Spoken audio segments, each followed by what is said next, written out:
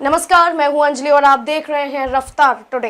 तो चलिए शुरुआत करते हैं आज की प्रमुख खबर से। सुभाष चंद्र बोस ने जब जिन्ना को पहला पीएम बनने की पेशकश की थी, नेताजी की शर्त नहीं हुई हजम और बना पाक। नेताजी सुभाष चंद्र बोस को मोहम्मद अली जिन्ना के मंसूबों का पता चल गया था। वह जान गए थे कि आजादी की भारत बड़ी कीमत चुकाने वाला है। उन्होंने इस विभाजन को टालने की कोशिशें अपने जीते जी शुरू कर दी थी। यहाँ तक नेताजी ने जिन्ना को आजाद भारत का पहला प्रधानमंत्री बनने की पेशकश कर दी थी। सिर्फ नेताजी ही नहीं, महात्मा गांधी और सीनियर कांग्रेस नेता सी राजगोपालाचारी ने भी जिन्ना को यह ऑफर दिया था। हालांकि इन तीनों ने जिन्ना के सामने एक ही शर्त रखी थी, यह थी वह देश के विभाजन की अपनी मांग को छोड़ दें। यह और बात है कि जिन्ना के सिर पर मुसलमानों के लिए अलग पाकिस्तान का भूत सवार था।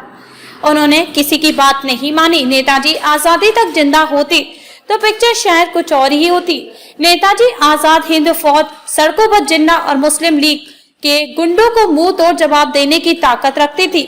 मुस्लिमों में भी बोस की लोकप्रियता बहुत ज्यादा थी। आजाद हिंद फौज में मुस्लिमों की संख्या ठीक ठाक थी। शाहनवाज खान उनके बाएं हाथ जैसे थे, लेकिन नेताजी की कोशिश थी कि चीजों को शांति से हल किया जाए। वह अंग्रेजों में किसी तरह अंदरूनी कला का मैसेज नहीं देना चाहते थे। 1945 में सुभाष बाबू की रहस्यमय मौत के बाद चीजें तेजी से बदल गई। जिन्ना अपने मंसूबों को पूरा करने में सफल हो गए। 1940 में जिन्ना ने खूब जहर उगला था। 23 मार्च 1940 की बात है। जिन्ना की विभाजनकारी सोच के लिए प्रस्ताव पारित किया। लाहौर में बादशाही मस्जिद के नजदीकी मिंटो पार्क में जिन्ना ने एक विशाल रैली को संबोधित किया, जिसमें जिन्ना ने 2 घंटे का लंबा चौड़ा भाषण दिया। इसमें हिंदुओं के खिलाफ जमकर जहर उगला। मुस्लिम लीग के प्रमुख ने तब यह भी कहा था कि हिंदू और मुसलमान हर नजरिए से अलग हैं। उनके इतिहास, दृष्टिकोण और परंपराओं में कोई समानता नहीं है। दोनों के हीरो भी अलग हैं। ऐसे में इनका एक साथ रह पाना नामुमकिन है। जिन्ना ने अपनी स्पीच में लाला लाजपत राय और दीनबंधु चित्तरंजन को भी काफी बुरा भला कहा था। 1920 से ही